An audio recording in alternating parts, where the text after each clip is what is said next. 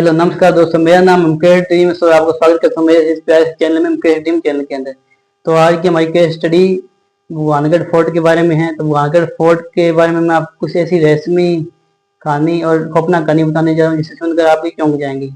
तो भगवानगढ़ फोर्ट का निर्माण दोस्तों अमेर के राजा भगवान दास जी ने करवाया था। जिस दिनों वह फोर्ट का निर्माण करवाने जा रहे थे, उन दिनों में उनके पास एक संत जी रहा करते थे जिनका नाम था संत बालूनाथ जी।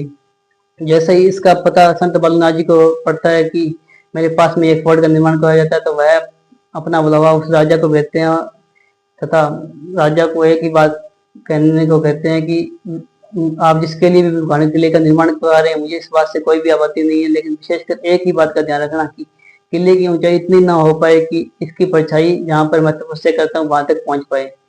दोस्त उन दिनों साधु संतों की बातों को मना नहीं किया जाता था और भगवान दास जी उनकी बात को मान लेते हैं। लेकिन दोस्तों 2 पीढ़ी तक ये सब कुछ ठीक चलता था, लेकिन जैसे ही तीसरी पीढ़ी ने भगवानगढ़ की गद्दी को संभाला तो वह संत बालूनाथ जी की बात को अनदेखा कर देते हैं और किले की ऊंचाई को और बढ़ा देते हैं, जिसके कारण उस किले की ऊंचाई उस स्थान तक पहुंच जाती है जहाँ पर संत बालूनाथ जी तपस्या कर रहे होते हैं।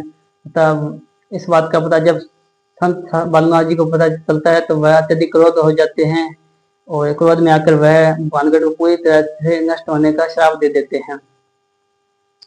इसके साथ ही दोस्तों ये भी कहा जाता है कि 1783 में जो भयानक अकाल पड़ा था तो वह संत बालूनाथ जी के श्राप के कारण ही पड़ा था।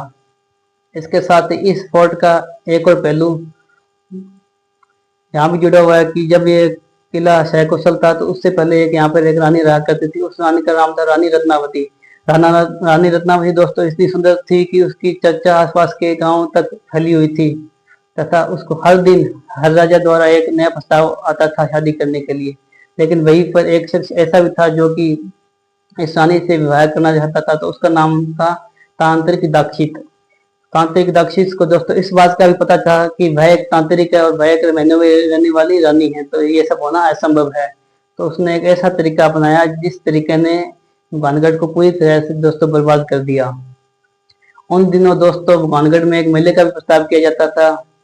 तो उन दिनों उस राजकुमारी ने अपनी एक दासी को तेल लेने के लिए उस मेले में भेजा था। तो इस बात का पता जैसे ही तांत्रिक दीक्षित को पता पड़ता है तो वह रानी पर उसकी दासी पर कुछ ऐसा वशीकरण कर देता है और उस तेल पर कुछ ऐसा मंत्र फूंक देता है कि जो भी इस तेल को लगाएगा वह अपने आप ही उस तांत्रिक के पास खींचा चलाएगा। तो जैसे ही वह दासी तेल लेकर उस राजकुमारी के पास जाती है तो वह राजकुमारी उस तेल को देखते ही समझ जाती है कि इसके ऊपर कुछ ना कुछ किया हुआ है और वह गुस्से में आकर उस तेल को पास में पड़े हुए एक पत्थर पर दे मारती है, जिसके कारण से वह पत्थर धीरे धीरे अपने ही आप खिसकने लगता है और खिसते खिसते हुए उस तांत्रिक के पास जा पहुंचता है जिसने उस तेल पर कुछ मंत्र फूका हुआ था। तो वह पत्थर उसके तांत्रिक के छाती से जाकर टकरा जाता है, जिसके कारण वह तांत्रिक मरने के कगार पर आ जाता है। तो वह मरते मरते भगवानगढ़ को पूरी तरह से नष्ट होने का श्राप देते देता है और साथ में ये भी कहा जाता है कि जो भी लोग भगवानगढ़ में मरेंगे वह कभी भी उनकी आत्मा को मुक्ति नहीं मिलेगी और उनकी आत्माएं यहीं पर भटकती रहेगी। तो आज भी दोस्तों माना जाता है कि वर्तमान समय में भी उनकी आत्माएं अभी भी भटकती हैं और आज भी लोग वहां पर नहीं जाते हैं, क्योंकि लोगों को यह पता है कि वहां पर चले जाएंगे लेकिन लौट कर आना असंभव है।